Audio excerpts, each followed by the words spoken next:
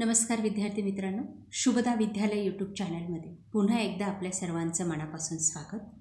आज आपण इयत्ता 9वीच्या वर्गाचा मराठी विषयाचा तास घेत आहोत आणि या तासाला आपण 9वीची जी काही संकलित मूल्यमापन 2 पॅटची प्रश्नपत्रिका आहे सन 2024-25ची, या प्रश्नपत्रिकेची उत्तरपत्रिका आपण या ठिकाणी पाहत आहात। ही उत्तरपत्रिका एकूण 100 गुणांची आहे। त्यात 20 गुण हे तोंडी कामासाठी दिलेले आहेत आणि 80 गुणांचा आपला लेखी पेपर होणार आहे आणि त्याची उत्तरंसुद्धा आपल्याला या व्हिडिओमध्ये पाहायला मिळणार आहेत। म्हणून मित्रांनो, आपण नवीन असाल, अजूनही चॅनलला आपण सबस्क्राईब केलं नसेल तर चॅनल सबस्क्राईब करून बेल आयकॉनवर क्लिक करा, म्हणजे नवीन व्हिडिओची नोटिफिकेशन आपल्यापर्यंत सहज पोहोचेल। त्याचबरोबर इतर विषयांच्याही प्रश्नपत्रिका आपल्याला हव्या असतील, 9वीच्या किंवा इतर वर्गांच्या, मराठी, गणित, इंग्रजी या विषयांच्या, ते पाहण्यासाठी सुद्धा डिस्क्रिप्शन बॉक्समध्ये दिलेली प्लेलिस्ट अवश्य पहा। आता ह्या तासाला आपण 9वीची जी काही संकलित मूल्यमापन 2ची चालू वर्षाची प्रश्नपत्रिका आलेली आहे, त्या प्रश्नपत्रिकेची उत्तरपत्रिका आपण या ठिकाणी पाहणार आहोत। म्हणजे प्रत्येक प्रश्नाचं उत्तर आपण अशा पद्धतीने लिहायला हवं। बघा, 100 गुणांच्या पेपरमधून 20 गुण हे आपल्याला अंतर्गत मूल्यमापनासाठी दिलेले आहेत आणि त्यासाठी आपल्याला एकूण 4 प्रश्न विचारले आहेत 5-5 गुणांचे। त्यामध्ये पहिला प्रश्न आपल्याला विचारलेला आहे तो म्हणजे बस स्थानकावरच्या कोणत्याही 5 सूचना आपल्याला लिहायच्या आहेत। बघा, त्या सूचना किंवा तोंडी सांगायच्या आहेत आपल्या शिक्षकांना। स्वच्छता राखा, येथे कचरा टाका, चौकशी क्षेत्रावर चौकशी करा, आपल्या मौल्यवान वस्तू व सामान सांभाळा आणि अनोळखी व्यक्तींपासून सावध राहा। या 5 सूचना आपल्याला या ठिकाणी टाकायच्या आहेत। त्यानंतर प्रश्न दुसरा आपला असेल तोंडी कामासाठी, तर आपल्या 9वीच्या मराठीच्या पाठ्यपुस्तकातील एखादी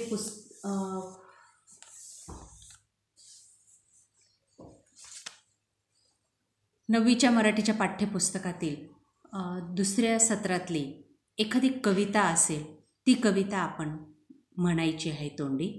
बघा, आता ह्या 4 कविता आहेत 3रा आणि 4थ्या विभागामध्ये। महाराष्ट्रावरून टाक ओवाळून काया, निरोप, वनवासी आणि आपुली जगणे, आपुली ओळख। या 4ही कवितांपैकी कोणतीही एक कविता विद्यार्थी मित्रांनो पाठ करून ठेवा आणि ती कविता आपल्या शिक्षकांना म्हणून दाखवायची आणि त्याला तुम्हाला 5 गुण हे मिळणार आहेत। नंतर आपला 3रा प्रश्न असणार आहे सोशल मीडिया शाप की वरदान, या विषयावर तुझे विचार लिहायचे 5 गुणांसाठी। बघा, ते विचार मी या ठिकाणी तुम्हाला नमुना दाखल लिहून दिलेले। असे विचार तुम्ही लिहायचे। स्वाध्याय म्हणून हे काम दिलेलं आहे तुम्हाला। एका फुलस्केप कागदावर तुम्हाला 1 पेज सोशल मीडिया शाप की वरदान। मग सोशल मीडियामध्ये सर्व प्रसार माध्यमं येतात, वर्तमानपत्र पण येतं, मासिके येतात, त्यानंतर दूरदर्शन, TV, रेडिओ, मोबाईल, संगणक, इंटरनेट, ह्या सगळे सुविधा येतात सोशल मीडियाच्या। आणि मग त्याचा फायदा की तोटा, शाप की वरदान, हे दोन्ही बाजूंनी आपल्याला विचार लिहायचे आहेत। ते या पद्धतीने लिहा आणि याला 5 मार्क्स तुम्हाला आहेत। त्यानंतर पुढचा प्रश्न आहे तुमचा 4था, की तुझ्या शाळेतील प्रजासत्ताक दिनानिमित्त झालेल्या कार्यक्रमाचं अहवाल लेखन करायचं आहे। त्याला शीर्षक द्यायचं आहे, उद्दिष्टे, निर्देश, प्रमुख पाहुणे, कार्यक्रमाचं साध्य, या मुद्द्यांच्या आधारे तुम्हाला त्याचं अहवाल लेखन करायचं आहे। बघा, या ठिकाणी मी करून दाखवलेले प्रजासत्ताक दिनाच्या कार्यक्रमाचं अहवाल लेखन। अशा पद्धतीचं अहवाल लेखन तुम्ही एका कागदात लिहायचे आणि हे तोंडी कामाचे 20 गुण मिळवायचे। तर तुमचा लेखी चाचणीसाठी विचारलेला प्रश्न 5वा, परिच्छेद वाचायचा आहे। आदर्शवादी मुळगावकर या पाठावरचा तो परिच्छेद दिलेला आहे आणि त्या परिच्छेदवर आधारित तुम्हाला या प्रश्नांची उत्तरं लिहायची आहेत। बघा, पहिला अचा प्रश्न आहे, मुळगावकरांचे गुणविशेष लिहायचे आहेत। ते आहेत आदर्श, सचोटी, कार्यक्षमता।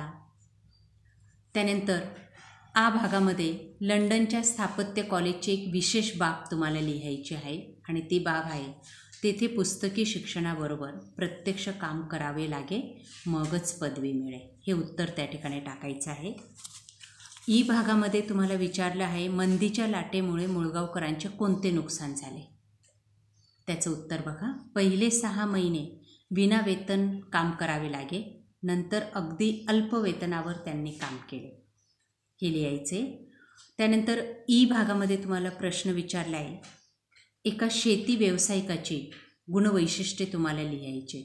बघा, ती 5 गुणवैशिष्ट्ये या पद्धतीने नमूद करायची आहेत प्रश्न 5व्याच्या ई भागामध्ये. नंतर प्रश्न 6वा बघा. परिच्छेद दिला आहे आपल्याला ऑलिम्पिक सामन्यांचा आणि त्यावर आधारित प्रश्न विचारला आहे. बघा, ऑलिम्पिक क्रीडा स्पर्धा भरवण्याचे उद्देश, 2 उद्देश आपल्याला विचारलेले आहेत आणि ते उद्देश आहेत सद्भावना, समता, मैत्री आणि बंधुता वाढवण्यासाठी. त्यानंतर पुढचा आ भागामध्ये प्रश्न विचारला आहे, ऑलिम्पिक सामन्यांनी जगाला दिलेला मंत्र. तो मंत्र आहे शरीर संपदा वाढवणे व बलसंवर्धन करणे. पुढचा प्रश्न आहे, ऑलिम्पिक सामन्यांनी जगाला दिलेला मंत्र शरीर संपदा वाढवणे आणि बलसंवर्धन करणे. ऑलिम्पिक सामन्यांचे पुनरुज्जीवन करणारा क्रीडा तज्ज्ञ आहे कुबर्टीन. त्यानंतर पुढचा प्रश्न आहे, ऑलिम्पिक स्पर्धा म्हणजे विश्वबंधुत्व, ही संकल्पना स्पष्ट करायची. बघा, ती संकल्पना या पद्धतीने स्पष्ट करा. त्यानंतर प्रश्न 7वा आहे, एक परिच्छेद दिलेला आहे आणि त्या परिच्छेदवर आधारित तुम्हाला पुस्तके आणि माणूस यांचं साम्य लिहायचं आहे. बघा, मी या ठिकाणी लिहून दाखवलेले, ते वाचा आणि लक्षात ठेवा. आ भागामध्ये आपल्याला पुस्तक वाचनाचे 2 फायदे लिहायचे. बघा, ते फायदे, भाषण कौशल्य विकसित होते, वाचन कला समृद्ध होते, शब्द समृद्धी वाढते, त्यानंतर ज्ञानात भर पडते, जगातील ज्ञानाचे कौशल्ये आपल्यापर्यंत पोहोचतात, ज्ञानाचा साठा वाढतो. कोणतेही कारणं लिहू शकतात. त्यानंतर प्रश्न 8वा बघा, निरोप ही कविता दिली आणि त्यावर आधारित प्रश्न. आईने घराला तोरण बांधले, त्याचं कारण तिचं बाळ रणांगणावर चालला होता म्हणून. दुसरे, आईच्या डोळ्यात एकही थेंब येणार नाही कारण की उद्या जगाला शांती मिळणार आहे म्हणून. पुढचा आ भागासाठी विचारलेला प्रश्न, देशभक्ती आणि देशप्रेम यावर आधारित 2 शब्द आपल्याला लिहायचे. ते म्हणजे वीरता, विजय, रणांगण या पद्धतीने. पुढचा आहे ई भागासाठी प्रश्न, सरळ अर्थ लिहायचा आहे आपल्याला. बाळ चालला सरणा, घरा बांधिते तोरण या ओळीचा. हा तो सरळ अर्थ. त्यानंतर पुढचा प्रश्न आहे विचार सौंदर्यासाठी, तुझ्या शस्त्रांना अस्त्रांना शक्ती देईल भवानी, हे पण उत्तर लिहायचं आहे. हे दोन्ही प्रश्नांची उत्तरं लिहा. पुढचा प्रश्न आहे वनवासी कवितेवर आधारित, कवितेतून मिळणारा संदेश, हा संदेश लिहायचा आहे. हा पहिला पॉईंट आहे.